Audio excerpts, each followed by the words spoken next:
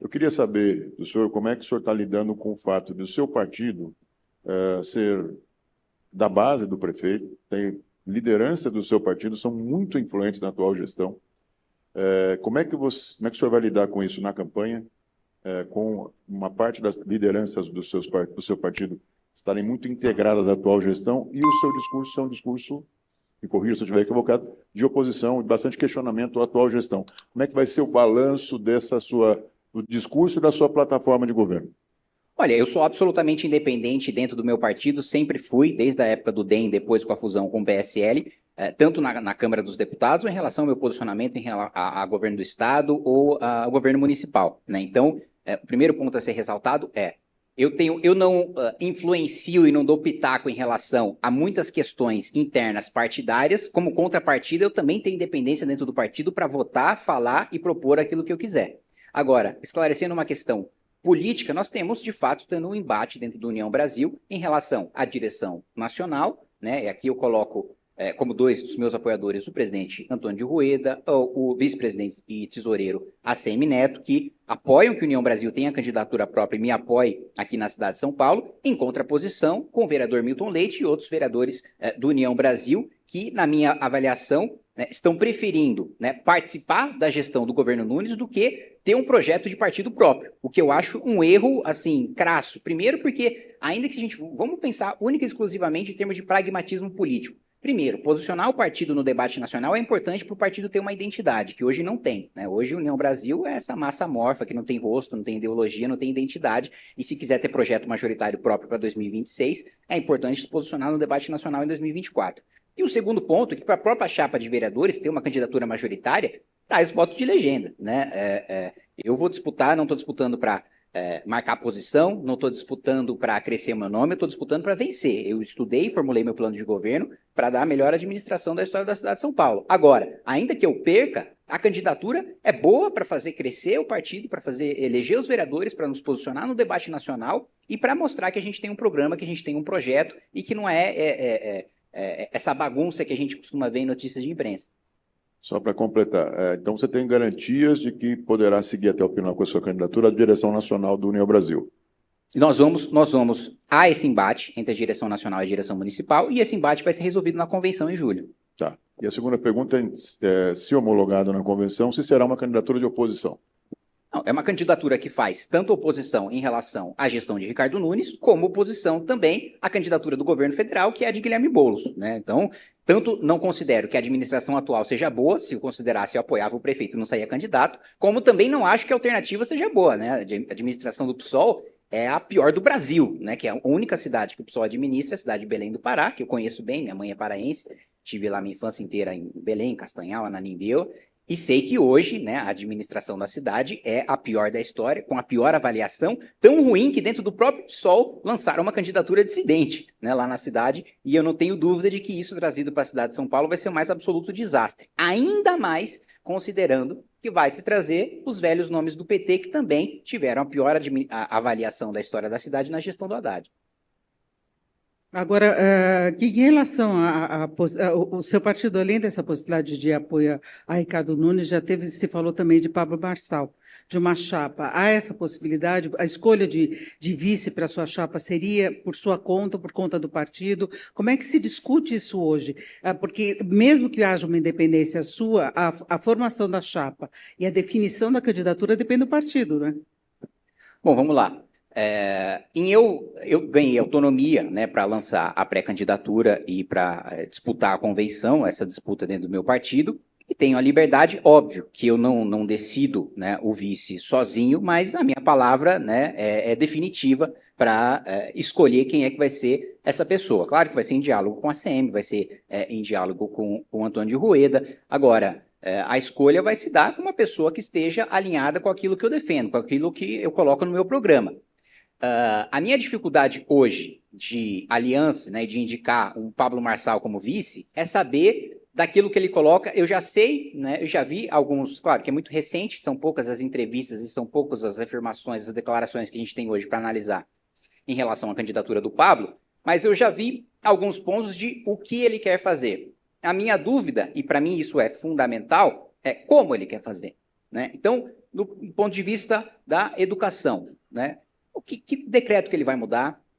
Que mudança orçamentária que ele vai fazer? Como é que ele vai tratar as diretorias das escolas? Em relação à saúde, como é que ele vai lidar, né, com os contratos que a gente tem com as OS hoje, com o problema que a gente tem do mau direcionamento, que as pessoas não sabem a diferença entre uma AMA, uma OBS, uma UPA, um hospital, e muitas vezes um médico cirurgião acaba atendendo no pronto atendimento, pronto-socorro, quando a gente está remunerando ele para fazer procedimentos de média e alta complexidade. Eu não sei o como, né, que ele quer alcançar nesses pontos, e o como na política é absolutamente fundamental, porque eu posso até ter uma concordância de visão de mundo em relação a o que eu quero alcançar na educação. Eu quero que o Brasil tenha uma das 10 melhores educações do mundo. Agora, o como isso, eu falando como ex-presidente da Comissão de Educação, sei que, inclusive, tem parlamentares de centro ou de centro-esquerda que, assim como eu, querem que o Brasil esteja no top 10 de melhores educações do Brasil. Agora, a nossa divergência de como é tão fundamental que nos coloca em espectros político-ideológicos diferentes. Então, eu preciso saber disso dele para a gente efetivamente avançar com qualquer conversa. Você concorda que ele entra numa faixa do eleitorado que estava antes da entrada dele na disputa, estava um pouco assim, meio assim, nas pesquisas, né? As pesquisas mostravam que é um eleitor que votaria na sua candidatura, por exemplo? Acho que sim. Acho que tanto o Ricardo Nunes como o Pablo Marçal, a Marina Helena, eu, né, disputamos, apesar de nesse campo todo, né, o Ricardo ser o único que... Aliás, eu nunca vi o Pablo se declarar de direita, né, mas o discurso dele dá mais mostras de que estaria mais alinhado à direita, mas o Ricardo, dentro desse campo, é o único que não se diz de direita, que se diz de centro, e eu, a Marina Helena, que pelo menos que eu tenho conhecimento, nos definimos abertamente de direita. Acho que, naturalmente, há uma divisão desse eleitorado, mas, de todo modo, é importante colocar duas coisas, né?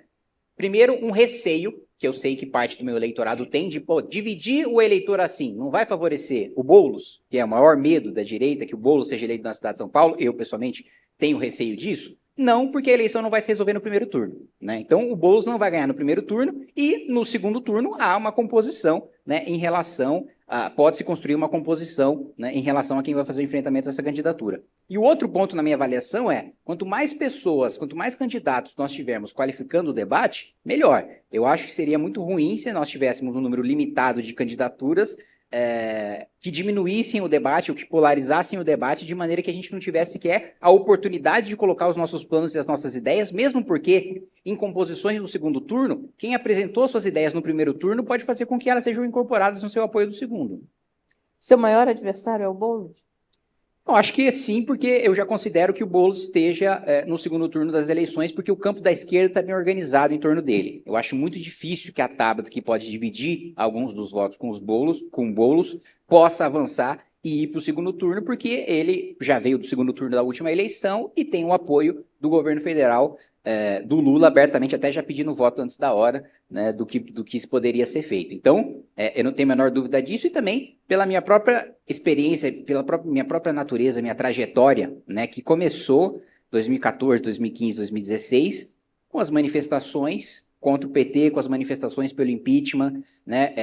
Eu iniciei a minha trajetória política justamente na gestão do Haddad aqui em São Paulo e vi o desastre que foi essa gestão, não à toa, conseguiu ter uma desaprovação maior do que de Celso Pitta, e olha que aqui em São Paulo, para você ter uma desaprovação maior do que do Pitta, você precisa se esforçar bastante, e para além dessa questão, a própria experiência em relação à administração do PSOL, né, na cidade de Belém, e a própria atuação parlamentar do Guilherme Boulos na Câmara dos Deputados, que eu observo como ele utiliza o mandato de deputado federal apenas para se lançar para prefeito, porque em relação à aprovação de projeto, em relação à aprovação de relatório, em relação até a combater o projeto de seus adversários políticos, você não vê ele trabalhando no plenário. Então, na minha avaliação, isso é um desrespeito com o seu eleitor, você pedir voto para deputado federal e depois não exercer o mandato uma vez que você vence as eleições. Então, realmente, acho que há razões e, para além disso, já conheço de longe, né, o histórico de violência e de invasões promovidos pelo movimento dele, o MTST, mas tenho uma experiência pessoal.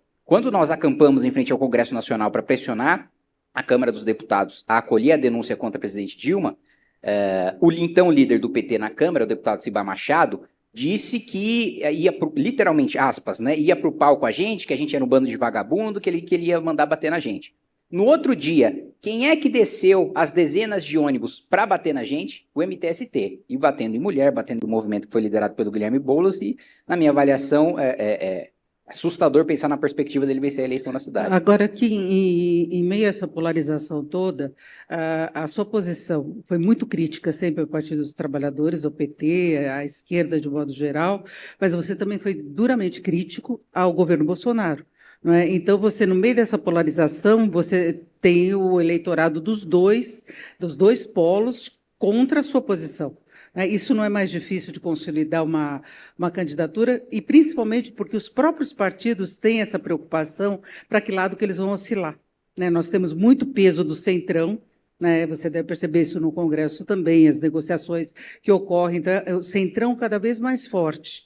Então, é difícil uma candidatura que se lance no meio, por exemplo, a Tabata se coloca contra os dois, mas com diálogo, com a possibilidade de diálogo. E você é duro, é um crítico muito firme. Bom, eu sou um crítico muito firme justamente de tudo aquilo que eu vejo de errado, tanto na direita como na esquerda. E eu acho que isso me coloca numa posição de independência que eu não vejo nenhum outro pré-candidato tendo para criticar o que quer que haja de errado, de corrupção, de rachadinha, de desvio de dinheiro público, de perseguição ao adversário político, de atitude antidemocrática, de qualquer um dos lados, né? Eu não vejo ninguém com a independência que eu tenho. E vamos lá, você colocou, Denise, você não acha muito difícil? Eu acho. Mas isso não impede que eu seja pré-candidato, não impede que eu seja candidato. Mesmo porque, se eu não gostasse de dificuldade, estava nesse iniciativa privado ganhando dinheiro, não estava na vida pública tomando processo. Então, eu acho que a linha de raciocínio é, bom, eu tenho a independência, eu tenho o plano, eleição municipal. Eu quero crer que as pessoas, primeiro, não acho que seja nem a direita nem a esquerda. Óbvio, minha base é de direita, minha história é de direita, minha ideologia é de direita, militância do Movimento Brasil Livre é de direita. Agora, não essa base eleitoral, não é esse número absoluto de votos do espectro da esquerda ou da direita que elege na cidade de São Paulo. São as pessoas que não têm ideologia nenhuma, são as pessoas que no dia a dia não têm tempo de acompanhar a política, estão preocupadas em sustentar a própria família e sobreviver, e que tomam a decisão final. Não à toa, a cidade de São Paulo já foi governada pela direita e pela esquerda, justamente uma das cidades que mais flutua no estado. Então, há dificuldade para defender a minha posição, porque eu sou independente e não tenho um ex-presidente ou um presidente da República abençoando minha candidatura? Sem dúvida nenhuma tem dificuldade. Agora, isso não me impede de ter formulado o melhor plano de governo e querer levar isso para a vitória nas eleições. Eu queria só acrescentar um ponto, ainda que você disse que não sabe se o Pablo Marçal é de esquerda ou de direita. Ontem ele se colocou como governalista. Ele falou isso, que ele não é nem de direita nem de esquerda, ele é governalista. Eu já ouvi superficialmente ele falando sobre isso, mas assim, eu pessoalmente não teria, Kim Kataguiri, né, a presunção de criar uma teoria política própria, né? Tudo que eu falo vem de autores que geralmente já morreram há algum tempo e que se consolidaram. Eu não invento coisas da minha cabeça, não tenho uma ideologia própria, não acho, inclusive, que eu tenho, né, que eu seja nenhum gênio da raça para ser o fundador de uma nova corrente política, né? Então, as ideias que eu falo são ideias antigas, são ideias de gente que já morreu, tem alguns vivos também, mas assim, são todos de autores consolidados e que eu meramente estudo e reproduzo aquilo que eu, dentro das minhas convicções, se encaixa da literatura política e acadêmica que eu acompanho. Então, não sei do que se trata o governalismo, mas eu pessoalmente não me arriscaria a fundar uma corrente política própria. Você falando aqui, primeiro vendo aqui na audiência, você consegue mobilizar aqui uma audiência na internet muito grande, só perde para o Pablo Marçal, que mobiliza, mas ele vem com uma grande equipe aqui, mas você é o segundo na mobilização de audiência digital. Eu sou mais pobrinho, né? Pois é, eu queria chegar nesse ponto, quer dizer, você fala...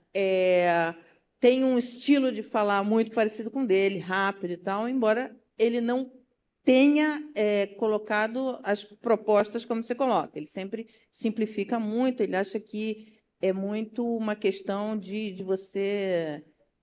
vontade da pessoa ficar rica. Se a pessoa quiser ficar rica e prosperar, ela pode e tal, e é tudo muito simples e muito fácil, e que, enfim... Mas, então, assim, o ponto que eu quero chegar é, você e ele têm assim, esse estilo de direita e tal, e você bate mais no Boulos do que nele. Eu entendo que ele é seu principal concorrente, não o Boulos. Eu discordo, porque, como eu coloquei para você, essa eleição ela não vai ser resolvida no primeiro. E vamos lá, pensando da minha perspectiva política. O primeiro ponto é que o Pablo Marçal lançou a candidatura dele agora, e assim, eu não tenho nem elementos para criticar pontos da candidatura dele, porque, como eu coloquei, até na primeira resposta que eu coloquei para Denise, sobre a aliança e tal, então, preciso saber. Até fazendo uma piada, né? Ele fala muito do, você vai fazer uma pergunta, começa com como. E eu tô precisando saber o como do Pablo, né? E aí? Como que você vai fazer essas coisas, né? Porque o como é fundamental na política, né? E porque muitas vezes a divergência não é do que, onde você quer chegar, mas como é que você quer chegar naquele É a própria... Quando a gente pega a natureza, o nascimento do conservadorismo britânico com Burke, né? Burke falava, olha, até legal esses ideais aí nas reflexões sobre a Revolução na França, que fundou, é considerada a fundação do conservadorismo inglês, ele fala, eu acho até legal isso aí, irmandade, fraternidade, igualdade, não acho legal cortar a cabeça. Então, assim, a diferença de você chegar no ponto, não estou dizendo, não estou falando aqui, pelo amor de Deus, que o Pablo Marçal quer cortar a cabeça de alguém, estou fazendo, né, com base na doutrina, boa doutrina política, falando que, né, o meio importa, às vezes, até mais do que o fim, né, até para quem se denomina politicamente um conservador, como é o meu caso. Então, como você bem colocou, Robespierre, né? No final, a grande crítica do Burke beleza, cortou a cabeça de todo mundo, no final até o Robespierre perdeu a cabeça, igualdade, liberdade, fraternidade? Não, ditadura napoleônica, né? Então, o meio importa bastante. Então, esse é o primeiro ponto. E o outro ponto tem um candidato da máquina do governo federal, que é o Boulos, que está em primeiro, segundo nas pesquisas. E tem a administração atual que eu estou vendo, que eu estou vivendo, moro na cidade de São Paulo, e que é a candidatura da máquina e é a reeleição. É natural que a maior parte das minhas críticas estejam voltadas para os dois, e não, por exemplo, para a Tabata também, com quem eu tenho diferenças fundamentais de visão de mundo, porque um está administrando a cidade e o outro é o candidato do governo federal. Fala pessoal, o negócio é o seguinte, é fundamental que você se inscreva no Clube MBL para receber os bastidores de Brasília antes dos veículos de imprensa. Você vai saber o que acontece no judiciário, no executivo, no legislativo, antes de qualquer pessoa, e vai ter acesso a todos os nossos documentários, mini documentários e votações internas do MBL. É só clicar aqui no link que você vai conseguir assinar.